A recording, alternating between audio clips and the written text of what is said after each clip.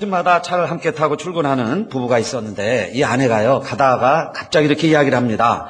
내가 전기 다리미를 안 끄고 온 것 같아요. 깜짝 놀란 남편이 차를 돌려서 집에 가봅니다. 그런데 다리미가 꺼져 있어요. 그 다음날 다시 출근을 하는데 이번에 또 걱정을 하는 거예요. 아이고 오늘도 또 다리미를 놓고 온 것 같습니다. 근데 남편이 조금 짜증은 나지만은 불나는 것보단 나으니까 그래서 한번 돌아가 봤어요. 그랬더니 역시 다리미가 꺼져 있습니다. 그 다음날 또 가는 거예요. 근데 남편, 이제 아내가요, 얘기하기를 좀 주저하면서 이야기하는 거예요. 여보, 오늘도 다리미를 안 끄고 온 것 같아. 그러니까 이번에는 남편이 차를 도로변에다 세우고요. 트렁크를 탁 열더니 들고 나옵니다. 이게 다리미다. 다리미가 여기 있다. 하도 걱정을 하니까 남편이요, 다리미를 아예 가지고 출근을 했습니다. 걱정하지 말라는 거죠. 걱정하지 말아라. 오늘도 여러분 모든 근심, 걱정, 염려 우리 교회 올 때까지 여기 올 때까지 그 염려가 되던 건요 우리 주님이 트렁크에 다 넣으신 것처럼 십자가에 다 감당하신 줄로 믿으시고 염려 없이 감사하며 예배 드리시기를 바라겠습니다. 두려워 말라 내가 너와 함께함이니라. 놀라지 말라 나는 내 하나님이 됨이니라. 내가 너를 굳세게 하리라. 참으로 너를 도와주리라. 나의 의로운 오른손으로 너를 붙들리라 그러셨어요. 이사야 말씀에 41장 10절입니다. 하나님은 우리가 불 가운데 가도 함께 하시고 물 가운데 가도 함께 하리라 그랬어요. 물이 너를 침몰치 못하고 불이 너를 해하지 못하리라. 오늘도 여러분 임마누엘의 하나님이 나의 하나님이시고 지금도 이 자리에 함께 하신 것을 믿으시기를 바라겠습니다. 그런데 오늘 본문은 이사야 45장 15절에 같은 이사야 말씀인데 좀 이상한 고백을 합니다. 우리를 구원하시는 이스라엘의 하나님이요. 그러더니 뭐라고 그랬어요? 진실로 주는 숨어 계시는 하나님이시니이다 그랬어요. 숨어 계시는 하나님. 어떻게 임마누엘의 하나님, 물 가운데도 불 가운데도 함께 하시겠다고 하신 하나님이 이번에는 숨어 계시느냐 그 말씀이에요. 그래서 이것이 중세시대 때는 중요한 심리의 개념이었습니다. 하나님은 숨어 계시기 때문에 우리 인간이 만나려면 접속 장소가 있어야, 접촉점이 있어야 됩니다. 그래서 그것을 중세 때까지는요 많은 예식을 통해서 했어요. 그래서 매주 성찬식을 했습니다. 성찬식 가운데 하나님이 임하시는 거예요. 성찬식 때 하나님을 보여주는 겁니다.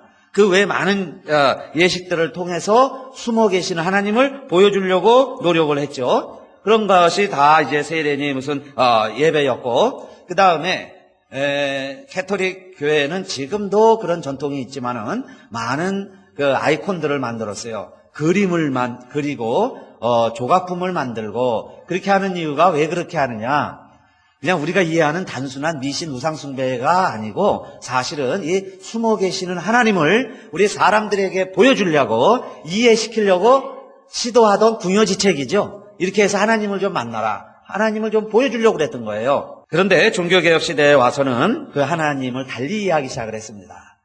그렇게 우리가 만들어서 하나님을 발견할 수 있는 게 아니고 우리의 여호와 하나님은 계시하시는 하나님이시다. 자신을 보여주시는 하나님이세요. 하나님이 스스로 자신을 보여주시는 것만큼 우리가 알 수 있어요. 그러니까 우리가 뭘 이해하는 것, 모르겠다 하는 것도 옳은 이해가 아니죠. 하나님은 우리에게 알려주시는 것만큼 내가 알 수 있으니까 하나님 우리에게 알려주세요. 그래서 숨어 계시던 하나님을 이제 계시하시는 하나님으로 이해하기 시작을 했습니다. 그런데 여러분 그럼에도 불구하고 정말 하나님이 우리에게 계시도 해주시고 함께도 있겠다고 하셨지만은 정말 나와 늘 함께 하셨는가? 특별히 우리가 하나님의 도움이 필요로 했을 때에 하나님이 우리를 왜 그때는 외면하셨을까? 마치 임마누엘의 하나님이 나와 전혀 상관없이 느껴지던 때가 있었습니다. 도움이 절실할 때, 위기와 그런 사고의 순간에 우리가 그렇게 힘들었을 때 하나님이 조금만 도와줬으면 회복이 됐을 텐데, 우리 자녀들이요 그렇게 공견 당할 때 하나님이 조금만 도와줬으면 그렇게 어렵진 않았을 텐데, 그 많은 생명이 목숨까지는 잃지 않을 수도 있었을 것 같은데 그때 하나님은 뭐 하셨느냐 그 말입니다. 우리가 그렇게 느낄 때가 많이 있어요. 그래서 필립 얀시의 책 중에 하나님께 실망했습니다라는 책이 있습니다.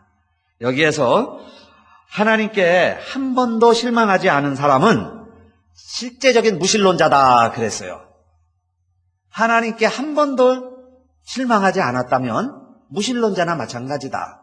왜냐하면 그 사람은 한 번도 하나님께 무엇을 기대도 안 했고 기도도 안 했고 도와달라고도 하지 않고 그 절명의 순간, 어려운 순간에 하나님을 정말 의지하지 않았으니까 한 번도 실망을 안 한 것이라면 그는 무신론자다 그 이야기예요.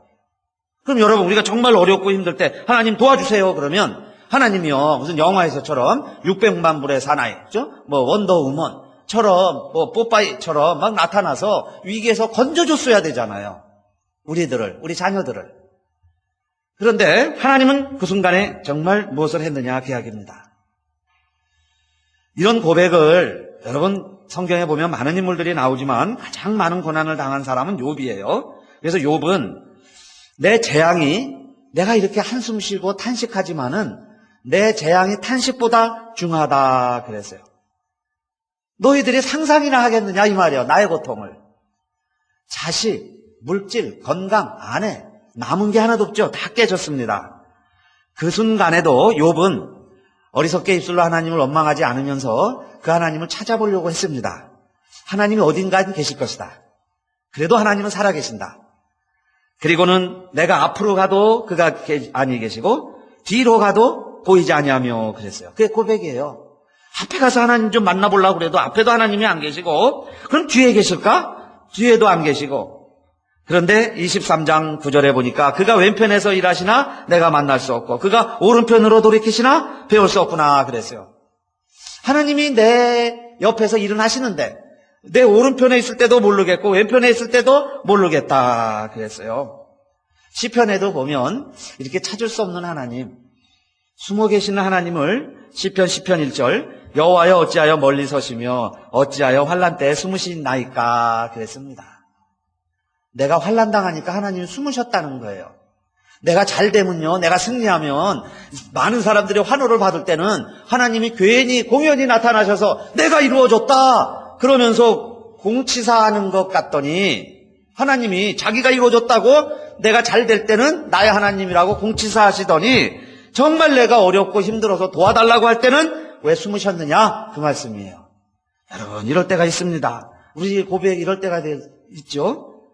13편 1절에도 여호와여 어느 때까지니까 나를 영영히 잊으시나이까 그랬어요. 나를 이제 완전히 하나님 잊으셨습니까? 주의 얼굴을 나에게서 언제까지 숨기시겠나이까 그랬습니다. 주의 얼굴을 하나님 외면하시는 거죠. 날 못 본 척 모르는 척하는 것을 언제까지 하시겠습니까? 오죽하면 시편 44편 23절에서는요 하나님 보고 좀 혹시 계시는데 주무신다면 좀 깨주세요 그럽니다. 하나님 피곤하셔서 주무셨다면 좀 깨주세요. 일어나시고 우리를 버리지 마세요. 어찌하여 주의 얼굴을 가리우시고 우리 고난과 압제를 잊으시나이까 44편 24절 말씀들. 그 외에도 많이 있죠. 하나님에 대해서. 때로는 좀 투쟁 같지만은 정말 하나님 어디 계십니까? 그 이야기예요. 그런데 이런 고백들은요 어리석은 자들은 말하기를 하나님은 없다고 그래요. 그런데 오늘 이 본문에 특히 이사야는 오늘 이 말씀을 왜 하느냐. 하나님의 이름으로 일컫는 백성이죠. 특별히 성전은 하나님이 내가 거기 있겠다고 약속한 만남의 장소입니다. 그런데 나라가 망했어요. 전쟁에서 패했습니다. 그러니까 이방인들이 와가지고 이교도들이 와서요 제일 먼저 잿더미를 만드는 곳이 성전이죠. 일부러요 막 말발굽을 밟고 다니고 그들이 돼지를 경멸하니까요 거기다가 돼지 풀어서 돼지 우리간을 만들어요. 일부러 성전을 뭐 화장실도 만들어 놓고 그럽니다. 이게 동물원 우리를 만들어 놓죠. 우리의 경험도 있잖아요. 왕궁을요 동물원 우리를 만들어 놓는 거예요. 멸시하고 경멸하는 겁니다. 그럴 때에 하나님 어디 계시냐 이 말이에요. 내가 땅끝까지 너와 함께 하겠다 그랬던 하나님 어디 계십니까 하는 이야기예요. 그럴 때에 이사야가 이걸 알았습니다. 이걸 깨달은 거예요. 우리의 하나님, 이스라엘의 구원자 하나님은 안 계신 게 아니다. 숨어 계신다. 그 말씀이에요. 숨어 계시는구나. 숨어서 일하시는 하나님이시다. 그 말씀이에요.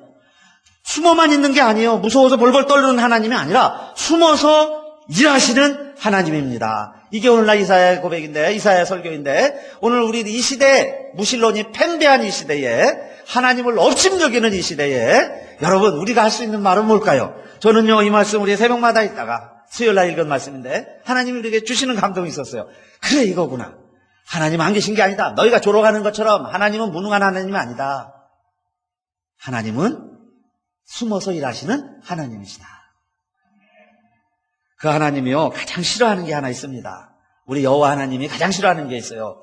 다른 잡신들, 이방인들이 말하는 그런 이방신들과 가장 구별되는 하나님의 속성 가운데 하나는 뭔지 아세요? 뭘 하나님이 제일 싫어하셨어요? 이스라엘 시대 때부터 우상 만드는 걸 가장 싫어했습니다.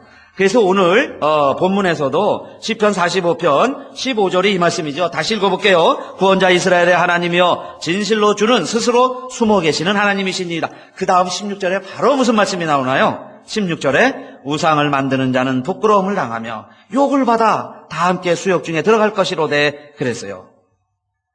하나님이 안 보인다고 하나님을 만들어 달라는 거예요. 눈에 보이면 믿겠다는 겁니다. 그래서 만드는 게 우상이죠. 나무로 깎고 돌로 깎고 자기 손으로 만들어 놓고는 그게 하나님이라는 거예요. 근데 우리의 하나님은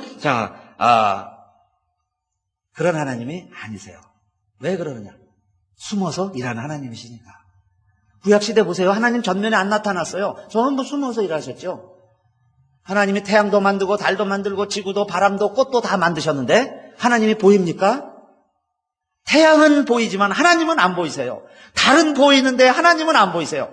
그러니까 하나님은 숨어서 만들어 놓은 작품을 통해서 하나님을 보라는 것이지 하나님이 나타난 적이 없다 그 말씀이에요. 오늘 이 교훈이 나라가 망하고 성전이 폐허가 되고 자식이 죽고 남편이 포로로 끌려간 이 시대에 하나님이 뭐 했냐 외치는 이스라엘 백성들에게 하나님은 숨어서 일하는 하나님 아니시냐. 눈에 보이지 않더라도 우리 우상 구제하지 말고 우상 만들지 말고 그것을 움직이는 하나님을 그래도 믿자. 이게 이사야 말씀입니다. 그런데 하나님이 오늘 어떻게 일하시느냐. 이스라엘 백성들을 돌아오게 하는데 오늘 본문이 45장이에요. 45장 1절에 보면 고레스 이야기가 나옵니다. 고레스는 페르시아의 왕이에요. 지금 페르시아의 왕 고레스를 하나님이 뭐라고 부르냐면 이방인입니다. 하나님도 모르는 사람이에요. 그런데 그 사람을 나의 기름 받은 고레스의 오른손을 내가 잡고 열국을 다스리게 할 것이다. 고레스는 나의 목자다 그랬어요. 44장에서는 하나님의 목자요, 하나님의 기름 부음 받은 자 고레스가 결국 열국을 다 모으게 되고 다 나라를 이룰 것인데 그렇게 되면 결국 그 나라들을 다 돌려보내서 자기 나라에 돌아가게 할 텐데 결국 이스라엘도 그렇게 해서 하나님이 이스라엘의 구원을 이루게 할 것이다 해야 돼요. 그러니까 눈에 보이는 고레스가 하나님이 아니고 눈에 보이는 고레스가 우상이라면 눈에 보이는 고레스가 태양이라면 그 고레스를 세우고 만든 분은 이스라엘의 구원자 하나님 여호와다 하는 것이 여러분 이사야 45장의 말씀입니다. 지금도요 세상을 움직이는 건 보이는 게 움직이는 것 같지만 그걸 만든 분은 여호와 하나님이시고 여호와 하나님은 안 보이니까 안 보여도 그 하나님 일하심을 우리가 믿자 그 이야기예요. 또 하나님은 언제 눈을 감으시느냐, 또 하나님은 언제 우리를 외면하시는 것 같아요. 자식이 너무 고통 가운데 있으면 차마 그걸 보질 못합니다. 그 현장에를 못 가는 거예요. 아예 눈을 감아버리죠.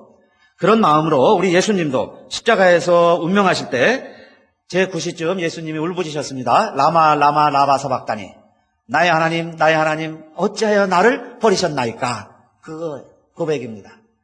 평소에는 우리 예수님이 하나님을 누구라고 늘 불렀어요? 아빠 그랬습니다. 아버지도 너무 경칭이에요. 아빠 그렇게 부르라고 하신 예수님이 십자가상에서만은 공식적으로 부르짖는 거예요. 나의 하나님 그랬습니다. 엘리 라마 사박다니. 그건 뭐예요? 이 순간에 왜 하나님 내 손 안 잡아주십니까? 겟세마네 동산에서도 피땀 흘리면서 기도하셨죠. 하나님 이 잔 내게서 지나가게 해주세요. 나도 살고 싶습니다. 너무 고통이 힘듭니다. 두렵습니다. 하나님 도와주세요. 그럴 때도 한마디 대답도 안 하셨어요. 어떻게 그런 아버지가 있을 수 있습니까? 예수님도 세례받을 땐요 하늘 문이 열리고 하늘에서 음성이 들리기를 이는 내 사랑하는 아들이요 내 기뻐하는 자니라. 그러면서 성령이 막 비둘기같이 내리고 막 환호하고 그런 좀 멋진 장면을 연출해 주시지 이 순간에는 왜 하나님이 침묵하셨느냐? 왜 하나님이 외면하셨느냐? 왜 비겁하게 하나님이 숨으셨느냐? 그 이야기입니다. 그러나 하나님은요, 영원히 숨으신 게 아니에요. 영원히 그 아들을 버리신 게 아닙니다. 이사야 57장 16절, 그래서 숨어 계시는 하나님이요, 이스라엘을 외면하시던 하나님을 이렇게 고백하죠. 내가 영원히는 다투지 아니하며 내가 장구인은 노하지 아니할 것은 나의 지은 그 영과 혼이 내 앞에서 곤비할까 함이니라. 잠깐 외면하고 고난 가운데 두었지만은 그냥 멸절되도록 영원히, 그죠? 장구인, 노해서 화내서 내가 그렇게 외면하지는 않을게, 그 이야기입니다. 잠깐이면 내가 돌아올게, 그 이야기죠. 조금만 기다려라, 그 이야기입니다. 그래서 온 세상을 캄캄케 만드셨어요. 하나님도 보실 수가 없어서, 그 아들이 죽어가는 장면을 목격할 수가 없어서 아예 세상을 암흑 가운데, 어둠 가운데 만드신 거죠. 그리고 예수님이 마치 숨으신 것처럼, 우리 인류에게는 숨으신 하나님처럼 묘사된 겁니다. 그러나 여러분, 그 시간은 오래가지 않았어요. 하나님께서 다시 3일 만에 이 예수를 살리신 것, 할렐루야! 믿게 된 우리들 행복한 사람들인 줄 믿으시기를 바라겠습니다. 하나님이 다시 살리셨다 그랬어요. 여러분요, 예수님이 무덤가에 있는데 오래 계시지 않았다는 표현이 이 성경에 보면 그는 썩음을 당치 아니하리라 그랬어요. 사람이 죽으면 즉시로 썩습니다. 체온이 떨어지면 썩어가는데 예수님만은, 내 아들만은 썩지 않게 하리라. 썩지 않았죠? 예수님 시신은 썩지는 않았어요. 죽기는 반드시 죽으셨는데 썩지는 않았어요. 그 이야기가 뭘까요? 하나님은요, 우리를 고통과 때로는 정말 죽음 같은 절망 가운데 몰아놓으시지만은 완전히 썩어 없어지도록 하나님이 우리를 버리시지는 아니하신다는 하나님의 메시지인 줄 믿으시기를 바라겠습니다. 그래서 예수님 3일 만에 다시 살아나셨어요. 여러분, 우리는 그 기간을 못 참는 거예요. 그 어둠을 못 견디는 거예요. 조금만 인내하면 되는데요, 조금만 지나면 겨울이 지나고 여름, 봄이 오는데 그 겨울을 못 견뎌냅니다. 때로는요, 그게 우리에게 요셉 같은 경우는 13년이었어요. 하나님을 의지하고 죄악을 멀리하고 그렇게 하나님만 붙들고 있는데 내 인생은 점점 내리막길, 결국에는 절망에 빛 한 줄기 들어오지 않은 감옥에까지 내려갑니다. 그래도 13년 하나님이 침묵을 지켜도, 13년 하나님이 나를 외면해도 요셉은 하나님을 떠나지 않았어요. 그랬더니 그 하나님이 요셉을 다시 붙들어 주시는 거죠. 모세는 40년 날 부르겠다고 한 하나님이 응답이 없어요. 처가살이 40년 하는 동안에도 그는 하나님의 외면을, 숨어 계신 하나님을 버리지 아니했습니다. 그래서 결국은 하나님의 일꾼이 됐습니다. 우리 아시안게임에서 부부가요, 우리 한국 국내 사격사상 처음으로 국가대표가 됐는데 여자가 더 잘했어요. 여자는 벌써 대표 선수로 몇 번 외국에 가서 시합을 하고 왔습니다. 그래서 이번 아시안게임에 같이 출전을 하는데 우리 같이 금메달을 따서 우리 최초로 금메달 부부가 되자, 그리고 시합을 했습니다. 그런데 여자 시합이 먼저 있어갖고 여자는 금메달을 땄어요. 그래서 이제 남편이 응원을 하면서 카톡을 주고받으면서 이야기를 했다고 그래요. 여보, 당신이 할 때도 내가 응원을 할게. 그러니까 남편이, 그래, 당신의 금메달 정기로 나를 응원해라. 나도 금메달 딸 수 있게. 근데 정작 이제 남편이 시합하는 시간이 됐는데 이 부인이요, 시합장을 못 갔습니다. 왜냐하면 사격이야말로 그야말로 그 마음 안정이 최고 아니에요? 그 멘탈 스포츠인데 거기서 혹시라도 내가 현장에 나타나면 남편이 나를 볼 텐데, 나를 보는 순간에 와이프는 금메달을 땄는데 나도 금메달 따야지, 의욕이 너무 앞서서 평정심을 잃어버린다든지, 혹시 내가 남편에게 또 불리하게 나쁘게 작용할 수도 있으니까, 자기가 시합을 해보니까, 이제 선수 출신이 아니까 혹시라도 남편에게 부담이 될까봐 현장에 안 나타났습니다. 그러면서 시합을 잘하기를 바라는 거예요. 그러면요, 보통 남편들 같으면, 못난 남편들이 이렇게 생각합니다. 아니, 옆편 내가 뭐가 그렇게 바빠서 남자가 시합을 하는데도 안 나와, 그렇게 얘기할 수 있죠. 예? 시합하는 데 나와서 응원해야 되는 거 아니야? 그렇게 말할 수 있다 이야기예요. 그런데 모르는 얘기죠. 아내는요, 남편도 금메달 따기를 더 원하는 거예요. 그래서 잠깐 현장을 피해주는 거예요. 예? 마음껏 한번 소신껏 하라고. 근데 그걸 모를 땐 오해합니다. 여러분요, 우리가 하나님에 대해서도 그렇게 오해할 때가 얼마나 많이 있습니까? 좀 내 눈에 나타나고 좀 도와주고 힘들면 밀어주고 당장 내 눈에 좀 보였으면 좋겠어요. 그게 안 되니까 우상이라도 만들어서 절하고 비는 겁니다. 나 좀 도와달라고, 우리 자식 시험 본다고, 여러분 우리 살려달라고 그렇게 빌었는데, 여러분 얼마나 우리가 눈에 안 나타나는 하나님을 내 눈에 안 보인다고 오해했냐 이 말이에요. 그래서 이 황정 선수가 동메달을 따서 결국 최초의 부부 메달리스트가 됐습니다. 그런데 여러분, 왜 하나님이 그럼 숨어 있을까요?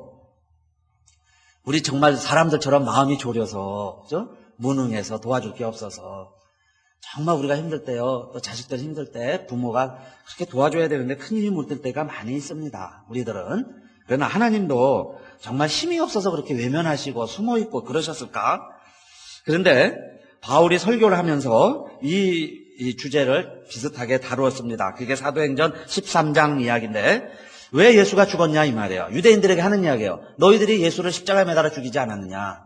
지금 십자가에 매달아 죽이라고 외쳤던 그 현장에 있었던 유대인들이 앉아 있는 거예요. 지금 죽이라고. 그런 사람들에게 이렇게 설교를 합니다. 13장 28절, 죽일 죄를 하나도 찾지 못하였으나, 이건 예수님의 죄목이에요. 찾지 못하였으나 빌라도에게 죽여달라 하였으니, 빌라도에게 죽이라고 그랬죠. 근데 왜 그때에 하나님은 아무 조치도 취하지 아니하셨느냐 그 이야기입니다.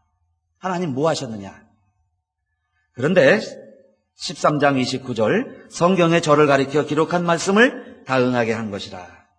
성경의 말씀을 이루려고, 성경 말씀대로 되게 하려고 하나님이 하신 것이다. 후에 나무에서 내려다가 무덤에 두었으나, 하나님은요, 어쩌면 그 목숨이 끊어질 때까지 기다리셨다 그 이야기예요. 너무 그 장면만 보면 잔인하죠. 숨이 끊어질 때까지 기다렸다. 그러니까 너무 오래 가지 않도록 하루 연장 안 하고 그날 운명하시게 만드셨어요. 그러면 그때까지 기다리셨다가 뭐 했냐 이 말이에요. 나무에서 내려다가 무덤에 두었으나, 무덤에 다시 둔 거예요. 그러면 썩어야죠. 1년, 10년 흙으로 돌아갑니다. 그러나 사도행전 13장 30절에 보니까 하나님이 죽은 자 가운데서 저를 살리신지라. 하나님이 다시 살리시더라 그 이야기예요. 다시 살리시려고, 살리실 때까지 그 잠깐 하나님도 견디신 거죠. 참으신 거예요. 힘들지만 참으셨다 그 이야기입니다. 그런데 왜 이 일들이 이루어져야 되느냐. 여러분, 이 일이 없으면 지금 이제 사도행전 13장 38절 뒤에 보면 이런 말씀이 나와요. 그 예수가 죽었다가 살아나야 이 일들이 가능합니다. 그러므로 형제들아, 너희가 알 것은 이 사람을 힘입어 죄사함을 너희에게 전하는 이것이다 그랬어요. 우리가 죄사함을 받으려면 누군가가 죽어야지, 어린 양이 죽어야 된다 그 이야기예요. 죽었다가 살아나야 되지 않느냐. 사도행전 13장 39절, 또 모세의 율법으로 너희가 의롭다 하심을 얻지 못하던 모든 일에도 이 사람을 힘입어 믿는 자마다 의롭다 하심을 얻는 이것이니라.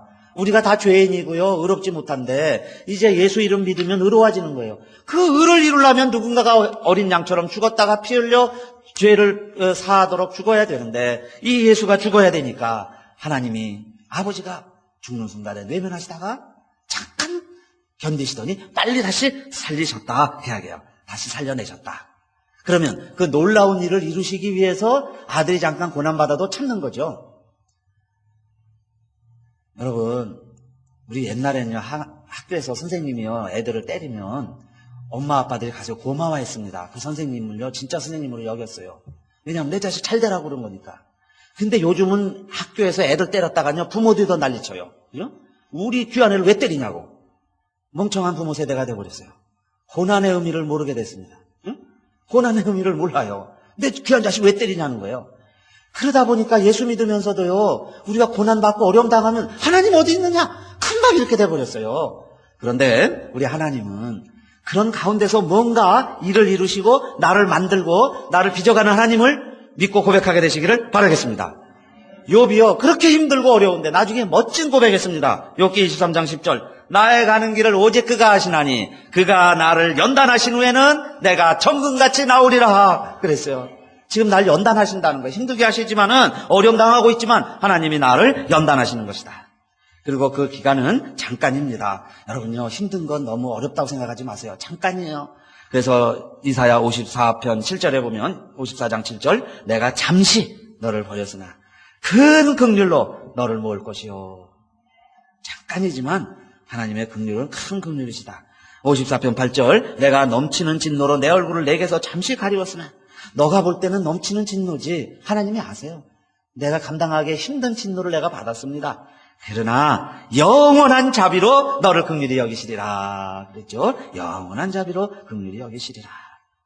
유대인들이요 아무 죄가 없어도 유대인이라는 이유 하나만으로 목숨을 잃어야 했었던 시절이 있습니다. 나치 치하에서. 그럴 때요 유대인들이 막 숨어 있었습니다. 깜깜한 지하실에 숨어 있던 유대인들. 그런데 이제 나치가 망하고 자유로운 나라가 왔을 때 그 지하실이 이제 공개가 됐습니다. 독일 켈른시의 지하의 벽에 이런 시가 있었어요. 언제 죽을지 몰라요. 내일 죽을지 모레 죽을지. 그런 깜깜한 빛도 없는 지하실 속에 무슨 글을 써놨느냐. 그 두려움 가운데서 해가 비치지 않았을 때에도 나는 해가 있다고 믿는다. 여러분 지하실에만 살아도 해가 있어요. 그걸 나는 믿는다. 사랑을 느낄 수 없을 때에도 나는 사랑이 있다고 믿는다. 누구 한 사람도 날 사랑해주지 않는 것 같이 느껴질 뿐이죠. 그럴지라도 나는 사랑이 있다는 것을 믿는다. 하나님이 침묵하실 때에도 나는 하나님이 계시다고 믿는다. 하나님이 침묵하시잖아요. 숨어 계신 것 같아도 나는 하나님이 계시다고 믿는다. 저희 집 뜰에요. 우리 금별이를 키우다가 금별이가 없어지니까요. 어떤 일이 있었냐면 고양이가 와서 새끼를 낳습니다. 그래서 새끼 2마리가 자라는데 한 마리는 나돌아다니고요. 한 마리는 꼭 우리 집 주변을 맴돌아요. 그래서 이제 저녁에 가끔 이제 이렇게 밖에 이렇게 나가 있으면 달려옵니다. 이제 새벽기도에 나올 때만 되면 어떻게 하고 또 막 달려와요. 근데 제가 한 번은 깜짝 놀랐어요. 담벼락 위에 저 나무 뒤에 시커먼 게요. 파란 눈동자를 하면서 자기 새끼를 주시하고 있는 거예요. 그게 누구냐? 그 고양이의 엄마입니다. 그러니까요, 이 고양이 새끼가요, 막 돌아다니면요, 이게 뭐 겁이 없이 돌아다니는 거예요. 제 집인 줄 알고 막 돌아다니니까 제가 이렇게 나와 있으면요, 어느 순간엔가 탁 나타나 있어요. 시커먼 고양이가 나무 뒤에 담벼락 위에 쫙 이러고 있어요. 처음에 그냥 깜짝 놀랐다가 나중에 보고요, 은혜를 받았습니다. 제가 감동을 받았어요. 이야, 내 새끼, 그죠? 내 자식이라고, 그거 지키려고. 아마 제가 안고 어디 가면 그냥 달려들랬는지 모르겠어요. 근데 이뻐해 주니까요, 슬그머니 또 도망갑니다. 그냥 없어요. 안 보이는 거예요. 근데 어느 순간에 보면 또 촥 보여요. 여러분, 우리 하나님이, 전능하신 하나님이 우리요 태어나게 하셨는데 또 하나님의 자녀로 구속해 주셨는데 모르는 척만 하시겠느냐 이 말이에요. 위기의 때는 반드시 나타나시고 또 나타나실 뿐만 아니라 우리를 위해서 숨어 계시는 하나님은 멋진 일을 행하시는 하나님이시다. 무언가 일을 하고 계세요. 20년 가게 일을 한 어떤 주인에게요, 많은 손님 왔다 갔는데 그중에 가장 기억나는 손님, 20년 가운데 가장 기억나는 손님을 소개하라고 그러니까 이런 이야기를 했다고 그래요. 가게 처음 열었을 때 어떤 남자 손님인데 여자 지갑하는 코너에서 막 지갑을 한참 고르더니 그 지갑 안에 10,000불짜리 지폐 몇 개를 넣더라는 거예요. 그리고는 자기 포켓 안에 넣었다 뺐다 하면서 카운터에 와서 돈을 계산을 하길래 물어봤어요. 와이프 생일인가 보죠. 참 그 와이프는 행복하겠습니다. 돈까지 넣어주시고. 그랬더니 이 손님이 하는 말이, 이 와이프가 며칠 전에 지갑을 잃어버렸는데 그 지갑을 잃어버리고 나서 디프레스에 빠졌다는 거예요. 우울증에 빠졌다는 거예요. 너무 힘들어한다는 거예요. 그거 지갑 잃어버린 거 새로 사면 되고요. 돈 몇만 원 잃어버린 거 잊어버리면 되는데, 아니 그것 때문에 매일 끙끙 앓고 있길래 이 남편이 마음이 아파가지고 자기가 비슷한 지갑을 사서 돈 얼마 잃어버렸는가를 알아가지고 거기다가 돈을 집어넣고 와이프에게 선물하려고 그런답니다. 그리고 이제는 새롭게 살자고, 그거 잊어버리자고. 그것 때문에 뭐 이렇게 계속 우울해하느냐고. 그게 여러분 남편의 마음이에요. 우리들 남편의 마음인 줄로 믿습니다. 뭐 남편도 여러 종류가 있어요. 그런데요, 보통 이 일 벌어지면요, 저도 가끔 그래요. 평소에 하고 싶은 얘기를 막 터집니다. 칠칠 맞지 못하더니 내가 이럴 줄 알았다. 응? 덜렁덜렁거리더니 내가 이럴 줄 알았다. 카드는 어떻게 할 거야? 뭐 이러면서요. 뭐 그렇지 않아도 심란한 사람 마음을요 칼날 난도질을 해놓죠. 그게 또 평생 가는 거예요. 그런데 여러분, 우리 보통의 남편들은 그 순간에 뭐 하느냐? 조용히 가서요, 지갑 하나 새로 사주고 싶은, 비록 돈이 없어서 그렇게 못하려는지는 모르겠어요. 그런데 마음은요, 그런 마음이 있습니다. 우리 하나님도 우리가 어려움 당하면요, 우리가 좀 힘들었어요. 그러면 하나님 즉시로, 그죠? 뭔가 좀 보상해 주려고, 지갑 잃어버렸어요, 아들이 아파요, 자식들이 힘들으면요, 금방 그 자녀들에게 더 좋은 것, 우리 하나님이요 새로운 것 예비하시는, 숨어서 일하시는, 더 큰 일을 준비하시는 하나님인 걸 믿으시기를 바라겠습니다.